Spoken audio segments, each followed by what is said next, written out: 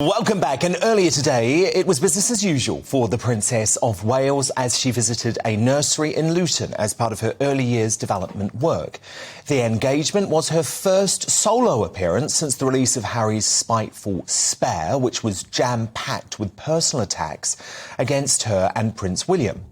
So while Kate admirably carries out her duties, the dim-witted Duke is in diplomatic hot water with the despotic regime of Iran using his Taliban kill count revelation to help justify the execution of a detained British Iranian, Alireza Akbari. But even though Harry continues to damage the reputation of Britain and the monarchy, King Charles is reportedly eyeing reconciliation talks even before his coronation in May. Well, my next guest, Meghan Markle's biographer and one of the country's top journalists, Tom Bower, received word that at a recent private dinner for friends hosted by the King and Queen Consort at Clarence House, guests were shocked by His Majesty's reluctance to confront his tearaway son. So, Tom, great to have you. You say the King could be treading a dangerous path because Harry and Meghan will settle for nothing less than total capitulation and victory. What have you learned? Well, Dan, good evening. Well, I think the problem is that Charles hates confrontation throughout his whole life. He has made his best to avoid challenging people who might in some way harm him. And he's scared. He's scared of Harry, especially now when Harry claims that there's another 400 pages of his memoirs which have not been published. And Harry is able, in my view, to really damage Charles by releasing more information or inventions and lies about the problems with Diana, with Camilla, and his relationship with Kate and William.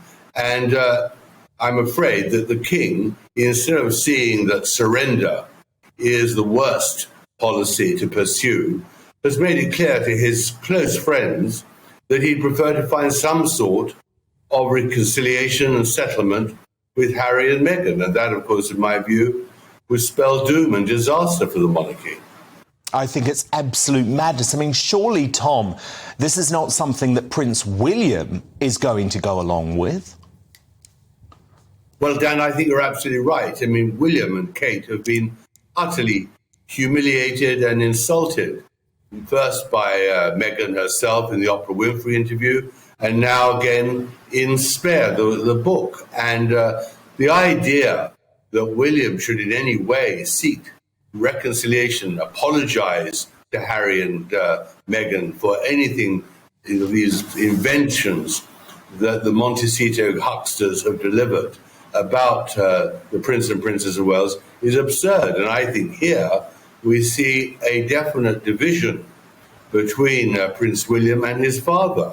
Prince William will in no way want to apologize to Harry for his invented allegations about Kate and William not treating the couple properly, and will fear that if his father in any way seeks reconciliation, of course, the Montecito couple will certainly not accept just a simple apology. They'll want something that's actually groveling, absolute capitulation, which will damage the monarchy even more than it has so far been.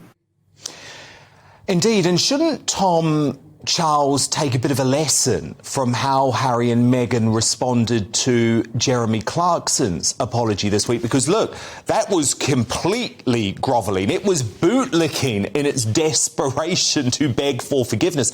And not only did they not accept the apology, Tom, they released a public statement trying to effectively end the career of Jeremy Clarkson forevermore. And they may well be successful on that front in the woke media, looking at where ITV and where Amazon is at.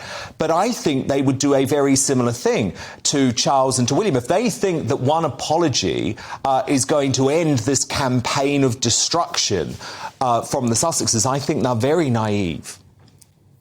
Well, I agree with you. Putting the Jeremy Clarkson issue to aside, of course, what the palace believes is that if they secretly negotiate a peace deal with the Sussexes, they can both make a statement and that'll be it. But of course, you can't trust Meghan and Harry. That's the point. Even if you think you've got a deal, and that I don't believe that is possible, but if you think you have, the palace will be shocked that they will renege immediately because they have no advantage of reconciliation. They've got no advantage of ending their vendetta against the Windsors and against Britain. Their whole financial future is tied up in publishing more revelations, accusations, and all the rest.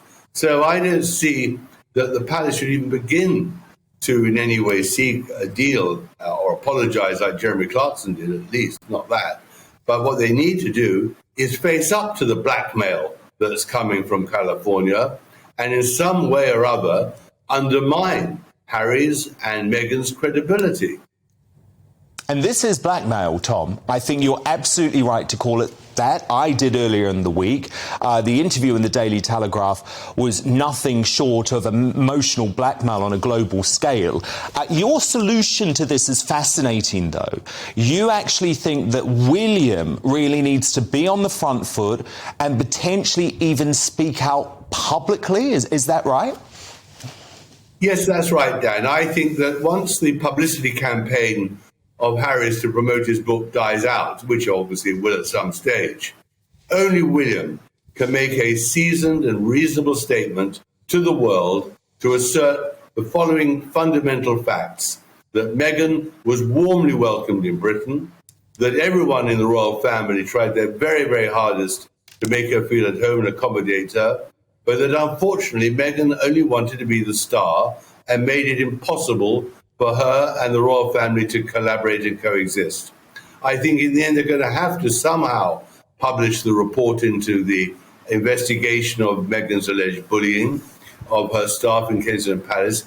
And I think that William has to say that the monarchy of Britain is not there to be a target for people who want to make money and gain publicity from attacking them. William is the right man to make it. It should not be an interview, but a statement in a regal manner and a normal and considered manner.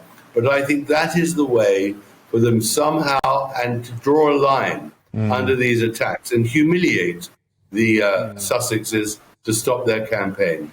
And I think William would do a very good job of that. You will remember his statement against the BBC after the findings of the Martin Bashir interview were released, and it was very regal. It was very sophisticated, and I think William would do well doing that. Can we just talk a little bit about some of the fallout from the revelations in Spare? Of course, Harry wants to blame the British press when it comes to his kill count revelation having ramifications. But just this week, we've seen the despotic Iranian regime using it to try and justify a despicable execution. Well, this is the sadness of the stupidity of Prince Harry. He doesn't understand the terrible consequences of many of his allegations and accusations and, unfortunately, misrepresentations and lies in his book. Now, in the case of the 25 Taliban he claims to have killed, it was a very, very foolish thing of him to have actually said that to his ghostwriter. The ghostwriter, of course, was looking for anything to sex up the book. And he didn't think about the consequences. I think Harry has put not only himself, but every Briton now in some sort of danger of retaliation. It's a very sensitive situation. And it's just one tiny example of the huge damage that Harry has caused by his book. He has undermined colossally the status of the royal family. But in this case, in the case of the Taliban, he has now increased the danger to himself. I don't think he realized, nor did, of course, Meghan, who is behind this whole thing, what the consequence would be of making this statement. I mean, it was a very, very dangerous thing to do, because we've seen what happened to Salman Rushdie. 10, 20 years after the fatwa was issued, he's still, in the end, there's always some lunatic who's willing to carry it out. It's hard to see how Harry is going to escape the dangers that he's created himself. Huge ramifications and repercussions, and the best analysis in the business as ever from Tom Bauer, who is, of course, author of the brilliant Meghan biography, Revenge. Coming up after